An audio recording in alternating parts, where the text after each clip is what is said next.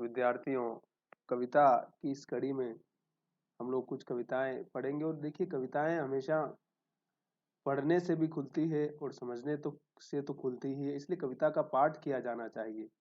कई बार हम सिर्फ उसको अंदर ही अंदर पढ़ लेते हैं और शब्द की जो महिमा होती है या जो शब्द की जो फोनेटिक्स जो उसका सुर होता है उसको हम पकड़ नहीं पाते हैं या समझ नहीं पाते हैं।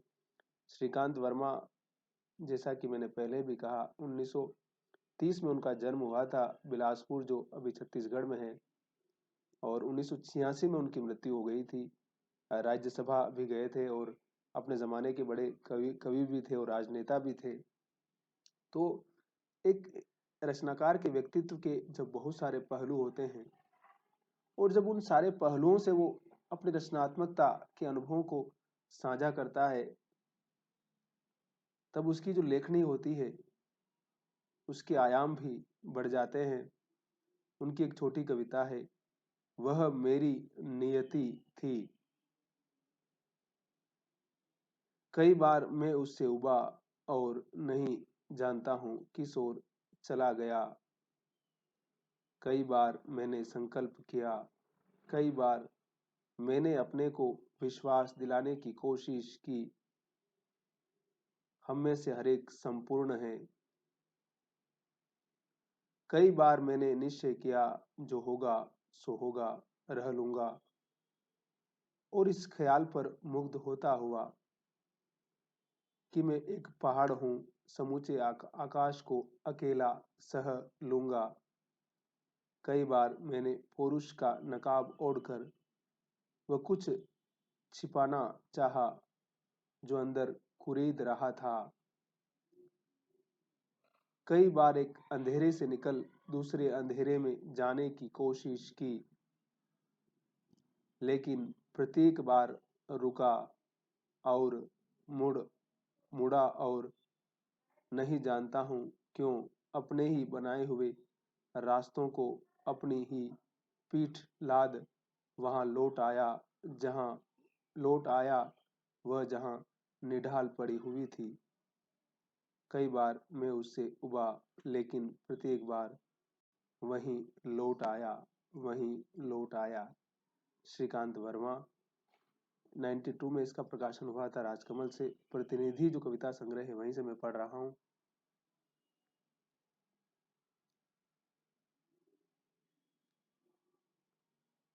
उनकी दूसरी कविता है मणिकर्णिका का डोम।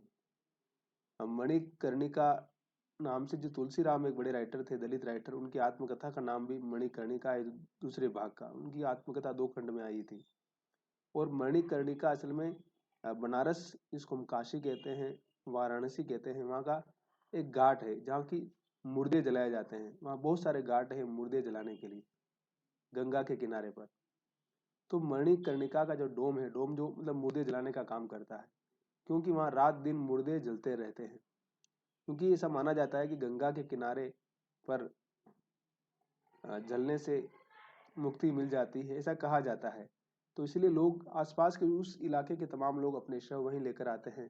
तो कवि इस कविता में क्या डोम्स के माध्यम से क्या कहता है।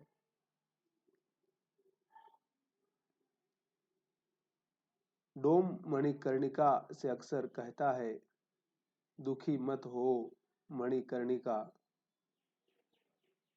दुख तुम्हें शोभा नहीं देता। ऐसे भी शमशान है जहां एक भी शव नहीं आता, आता भी है तो गंगा में नहलाया नहीं जाता। डोम इसके सिवा कह भी क्या सकता है, एक अकेला डोम ही तो है मणिकर्णिका के, मणिकर्णिका में अकेले रह सकता है। दुखी मत हो मणिकर्णिका, दुख मणिकर्णिका के विधान में नहीं। दुख उनके माथे हैं जो पहुंचाने आते हैं, दुख उसके माथे था जिसे वे छोड़ चले जाते हैं। भाग्यशाली हैं वे जो लदकर या लाद कर काशी आते हैं, दुख मणिकर्णिका को सौंप जाते हैं। दुखी मत हो मणिकर्णिका, दुख हमें शोभा नहीं देता, ऐसे भी डोम है शव की बाट जोहते, पथरा जाती है जिनकी आंखें शव नहीं आता। इसके सिवा डोम कह भी क्या सकता है, इसके सिवा डोम कह भी क्या सकता है।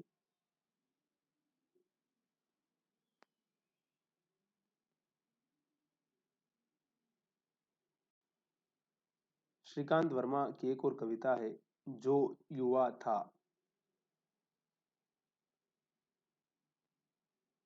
Head youth, those head youth.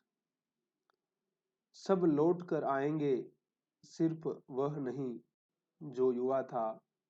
युवा अवस्था लौट कर नहीं आती, अगर आया भी तो वही नहीं होगा। पके बाल, झुर्रियां, जरा थकान, वह बूढ़ा हो चुका होगा। रास्ते में आदमी का बूढ़ा हो जाना स्वाभाविक है। रास्ता दुर्गम हो या रास्ता सुगम हो या दुर्गम, कोई क्यों चाहेगा बूढ़ा कहलाना। कोई क्यों अपने पके बाल गिनेगा, कोई क्यों चेहरे की सले देख चाहेगा चाहेगा चौंकना। कोई क्यों चाहेगा कोई उससे कहे, आदमी कितनी जल्दी बूढ़ा हो जाता है, तुम्ही को लो। कोई क्यों चाहेगा कि वह जरा मरण और थकान की मिसाल बने।